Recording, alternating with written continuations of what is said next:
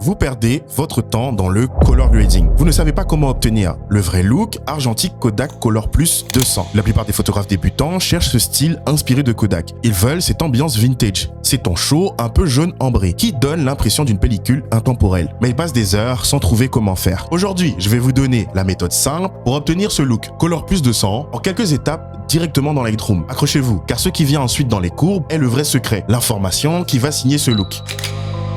On démarre la base qui est contre-intuitive pour certains. Montez d'abord le contraste à environ 15. C'est notre fondation. Ensuite, travaillez les lumières. Les hautes lumières passent en négatif pour récupérer l'information. Et on fait l'inverse pour renforcer les zones en mettant ombre, blanc et noir en positif. Pour obtenir ce caractère argentique, on ajoute directement du grain et on pousse la texture à plus 20%.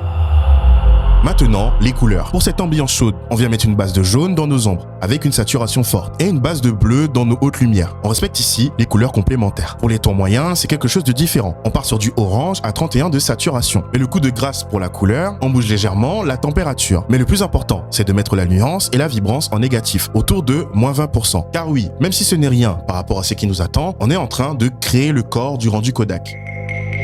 Le secret de cette signature ultime que la plupart gardent pour eux, ce sont les courbes RVB. C'est là que le look argentique devient vintage. Dans la courbe des rouges, on vient placer 2 points et on rehausse le point des ombres qui aura un impact de rouge dans l'image. Pour la courbe des verts, c'est encore plus simple. 3 points dont le point des ombres rehaussé légèrement vers le vert. Sans oublier de tirer subtilement le point des hautes lumières côté magenta. Regardez maintenant la courbe des bleus. C'est le plus important. On fait glisser les hautes lumières vers le jaune et les ombres vers le bleu. Mais attention, voici le détail qui est le plus important. Pour ce côté jaune ambré, vous devez tirer les noirs littéralement dans cette zone-là. Ce petit jaune dans les zones les plus sombres est la signature colorimétrique de ce look.